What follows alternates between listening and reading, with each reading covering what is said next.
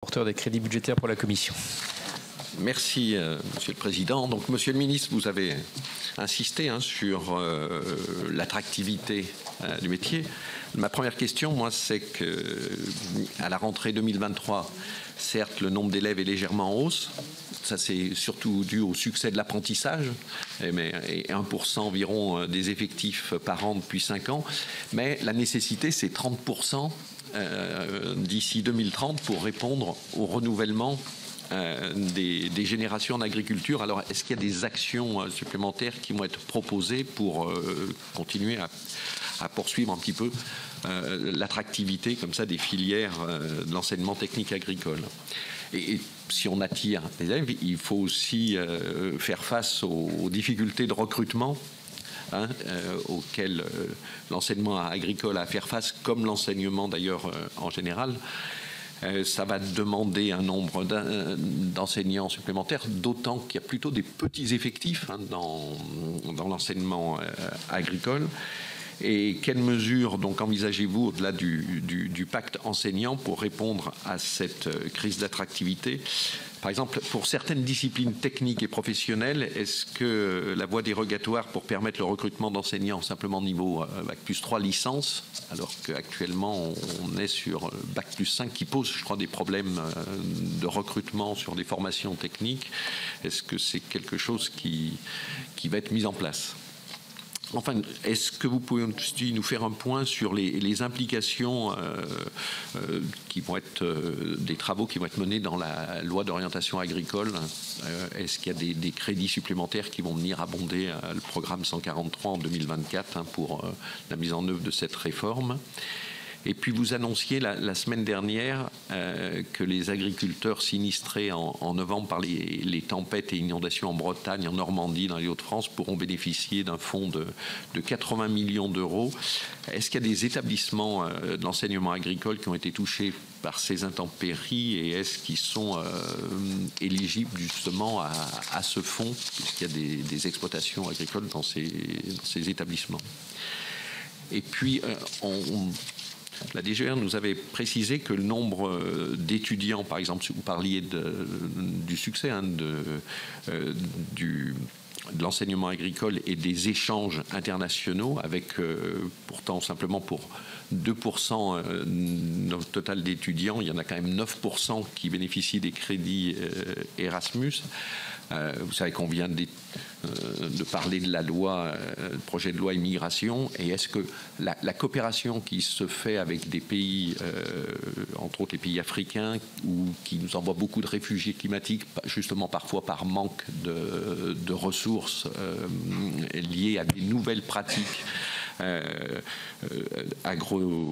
agroculturales, donc peuvent bénéficier, quel est le partenariat qui pourrait être fait justement dans cette coopération sur l'enseignement des nouvelles techniques que l'on maîtrise parfois chez nous? Il y a aussi l'impact de la hausse du coût de l'énergie. Certains établissements nous ont parlé de plus de 500% de frais dans certains établissements et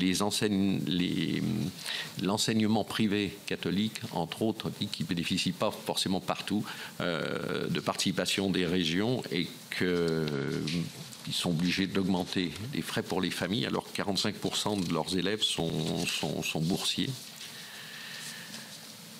Vous avez aussi parlé du problème de l'école inclusive. Alors, si dans le public, il y a des AESH, dans le privé, c'est des AVS, mais qui ont un statut moins attractif et moins pérenne. Est-ce qu'on pourra envisager d'ouvrir la possibilité à ces établissements de bénéficier d'AESH?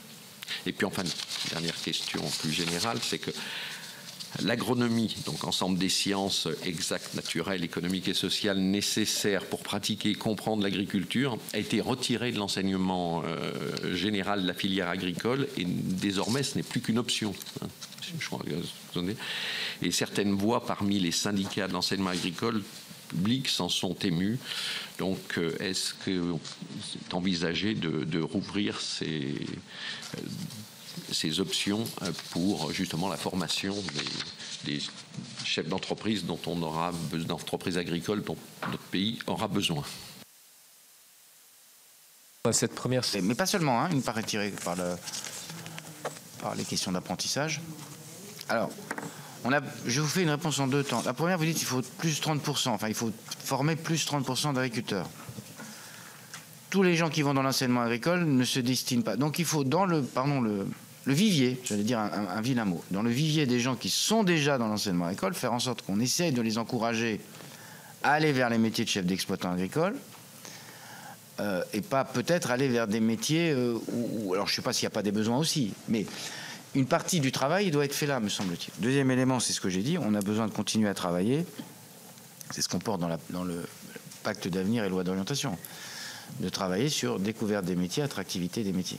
C'est un défi, hein, plus 30, mais ça ne peut pas être que du net plus en enseignement agricole, c'est aussi à l'intérieur de l'enseignement agricole, qu'est-ce qu'on fait pour encourager nos jeunes à travailler sur cette question. Et donc c'est un processus de découverte et une orientation dédiée, un processus national qui sera proposé dans le pacte et dans la loi, avec une découverte. Moi, je suis certain que la découverte au collège est parfois, je ne sais pas si elle est tardive, mais elle n'est pas suffisante. Et je pense que la découverte très tôt, c'est-à-dire dans l'enseignement primaire, là, il faut trouver les voies et moyens.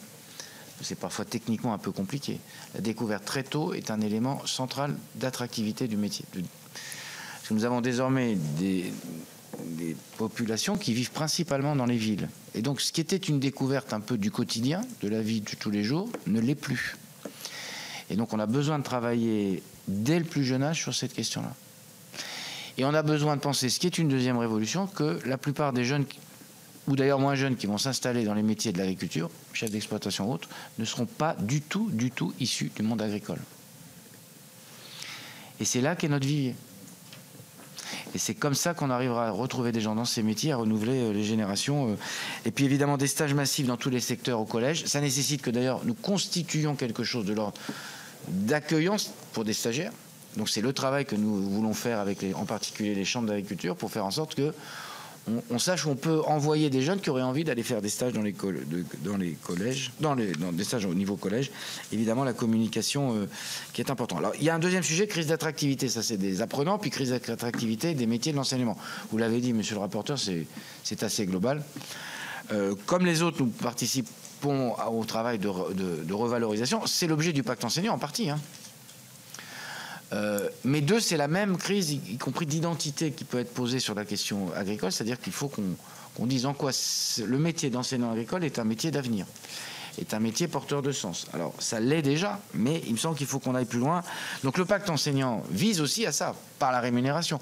Mais la rémunération est une chose, mais aussi le sens qu'on donne aux choses, la manière dont s'organise l'enseignement agricole, c'est un élément de l'attractivité, me semble-t-il, et sur lequel nous allons travailler. Alors après, on essaie de travailler et d'innover en recrutant au niveau licence, et on joue en interne et on forme en interne en master pour avoir de nouveaux enseignants qui nous permettent de travailler sur ces questions.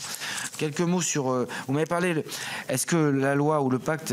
alors, une grande partie des moyens, ils sont quand même déjà budgétés, puisque j'ai du mal à dire qu'ayant un budget en hausse globale de près de 20%, lui-même en hausse globale par rapport à l'année précédente de 6 ou 700 millions, il faudrait encore... Vous voyez ce que je veux dire? Je pense que la question, c'est comment on déploie tout ça. S'il y avait des besoins complémentaires, on verra. Ce qu'on a essayé de construire dans le pacte et la loi, c'est de ne pas attendre le pacte ou la loi pour avoir les éléments budgétaires. Ce qui est un peu, parfois, peut surprendre, mais je trouve que c'est mieux. Comme une grande partie, c'est du pacte, pas de dire on va attendre encore une année et perdre une année. Donc l'idée, c'était de gagner du temps en moyens budgétaires, et le pacte et la loi viendront montrer la cohérence d'ensemble de ce travail. Après, sur la question, vous avez évoqué sur la question... de l'école inclusive, c'est vrai, AESH traite tout droit public, AVS, c'est une autre. Donc il est impossible d'avoir des contrats de droit public dans le privé, mais des améliorations qui ont été faites sur les AESH ont vocation à être portées pour les autres qui sont sous autres statuts, et donc c'est un chantier qui est ouvert. Mais vous avez raison de souligner qu'il faut qu'on pense les deux accompagnements pour pas que l'un et l'autre soient lésés sur ces sujets-là. Sur la question, alors, question des intempéries, Oui, il peut y avoir. Alors, bâti assez peu, de toute façon, c'est assuré. Enfin bref, tout ça, c'est assez documenté. Hélas, si je peux dire. Il peut y avoir des dégâts sur les exploitations dans certains cas. Évidemment, ça sera pris. Je ne crois pas que ce soit. C'est autre chose que le budget des 80 millions que j'ai annoncé, qui sont plutôt destinés vraiment au secteur agricole directement touché. Mais de toute façon, nous en avons la responsabilité. Évidemment, il faut que ce soit couvert. Il me semble que c'est un élément très important. Sur la coopération avec les pays, notamment ceux qui sont en difficulté, compte tenu. Enfin, nous aussi, hein, mais plus que nous peut-être du fait du dérèglement climatique. Il y a beaucoup de projets qui sont en cours de coopération. C'est une tradition de l'enseignement agricole et donc ça va se poursuivre. Peut-être que ça vaudra le coup de vous en faire un point plus précis même, hein, mais et que le débat pourrait être l'occasion de le faire. Mais on travaille avec le Sénégal, la Côte d'Ivoire, l'Angola. Enfin bref, on a beaucoup de programmes de coopération. Dans une logique de connaissance et qu'on connaît habituellement, mais aussi dans une logique de formation pour que des générations de jeunes dans ces pays-là puissent avoir des éléments là-dessus. Impact du coût énergie. C'est vrai qu'il peut y avoir quelques difficultés. On a aidé les affaires avec le fonds de roulement, mais ce n'est pas une solution pérenne, évidemment. Et donc on va travailler sur l'année 2024 pour regarder et ajuster. On avait une année 2023 qui était une année un peu...